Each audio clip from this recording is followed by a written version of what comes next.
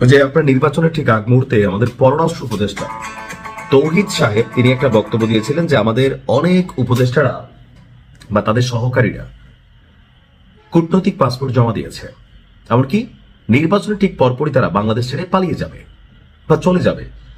এখন সরকার গঠন তো হইল না, এই সরকারটা তো এখন স্টেবল, তাই না? এখন তারা এক্সিস্ট করে, সরকার গঠন হবে, শপথ হবে, তারপরে এই সরকারের সাথে যারা সংশ্লিষ্ট, যাদের মনে ভয় নাই, দুর্নীতি করে নাই, চিটিং করে নাই, বাটপাড়ি করে নাই, স্বজনপ্রীতি করে নাই, তারা সুন্দরভাবে 18 মাস ভালো হোক খারাপ হোক যতটুকু তারা দায়িত্ব পালন করেছিল তারা সুন্দরভাবে বাংলাদেশ থেকে বিদায় নিবে। কিন্তু ঘটা শুরু হয়েছে ভিন্ন ঘটনা, অর্থাৎ তৎকালীন সময় পররাষ্ট্র উপদেষ্টা তৌহিদ তিনি যে বক্তব্যগুলো দিয়েছিলেন সেটার প্রথম জায়গাতে আমরা যার নাম পাইলাম প্রধান উপদেষ্টা বিশেষ সহকারী অর্থাৎ ডক্টর ইউনূসের বিশেষ সহকারী ফয়েজ আহমেদ তৈয়ব। তিনি দেশ ছেড়ে ভাইগা চলে গেলেন নীরবে। ডাক, টেলিযোগাযোগ এবং তথ্য প্রযুক্তি মন্ত্রণালয়ের দায়িত্বপ্রাপ্ত অন্তর্বর্তীকালীন সরকারের প্রধান উপদেষ্টার বিশেষ সহকারী, খুবই গুরুত্বপূর্ণ বেশ কিছু সেক্টর তিনি আসলে হোল্ড করেছিলেন।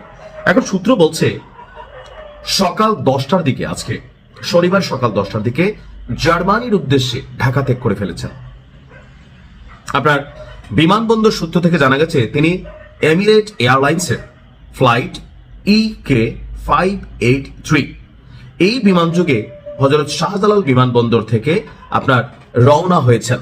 তার সফরের উদ্দেশ্য আনুষ্ঠানিকভাবে প্রকাশ করা হয়নি, যা নিয়ে মানুষের মধ্যে সন্দেহ তৈরি হয়েছে প্রধান উপদেষ্টার বিশেষ সহকারী কেন নীরবে দেশ ছেড়ে চলে গেলেন, কেন এটার কাজ সম্পর্কে কোনো ব্যাখ্যা বা তথ্য আমাদের কাছে আসলো না।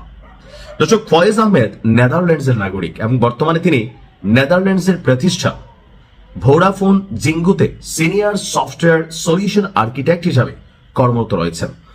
তো ওই যে অভিযোগ ছিল যে এই অন্তর্বর্তী সরকারটাই যারা চালাইছে তারা বিদেশি নাগরিকদের দিয়া এই রাষ্ট্রের মেরামত করতে চাইছে, সংস্কার করতে চাইছে। অধ্যাপক আলী রেস থেকে শুরু করে ভাই যারা বিদেশে থাকে, দেশেই থাকে না, এই দেশে সংস্কার করতে গেলে তারা আসলে কি করবে? ধরেন বাংলাদেশের সরকারি প্রাথমিক বিদ্যালয়গুলোতে উদাহরণ দিলে বুঝবেন, দেখবেন যে এখানে শিক্ষকদের সন্তানরা স্কুলে পড়ে না, ম্যানেজমেন্ট কমিটি যেটা থাকে তাদের বাচ্চারা এই স্কুলে পড়ে না, অ্যাজ এ রেজাল্ট স্কুলের পড়া ভালো না, বাথরুমগুলোতে যাওয়া যায় না, পরিবেশ খুবই নোংরা। প্রাইভেট প্রতিষ্ঠানগুলোতে তারা তাদের বাচ্চা পড়ায় যেখানে ফার্স্ট ক্লাস পড়াশোনা হয়। অর্থাৎ আমি নিজে যেই কাজটাতে সুবিধা ভুগি না বা আমার পরিবার সুবিধা ভুগি না, সেই কাজে আমার ইমানদারি থাকবে শতভাগ, এটা আশা করো বোকামি।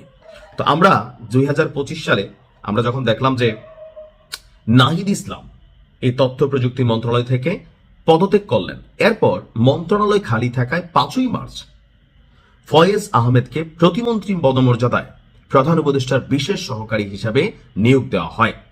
তো তিনি আকস্মিক দেশ ত্যাগ করার পরেই মানুষের মধ্যে সন্দেহ হয়েছে যে ধান্দাটা আসলে কি করছে। দেখেন তিনি হয়তো কোনো দুর্নীতি করেন নাই, কিন্তু এভাবে ইলেকশনের একদিন পরে দেশ ছেড়ে তিনি পালাই গেলেন। কোথায় গেলেন, কেন গেলেন, কোনো তথ্য নেই রাষ্ট্রের কাছে।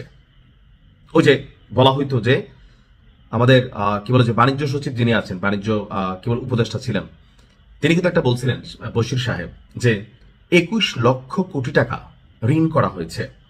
এই টোটাল টাকা কি রাষ্ট্রের কল্যাণে গেছে নাকি আসলে এরকম কোন উপদেষ্টাদের পকেটে আছে যে ডরে ভয়ে আগের থেকে লাল পাসপোর্ট জমা দিয়া ওই কূটনৈতিক পাসপোর্ট ফালাইয়া দেশি পাসপোর্ট দিয়ে দেশ ত্যাগের পরিকল্পনা ছিল?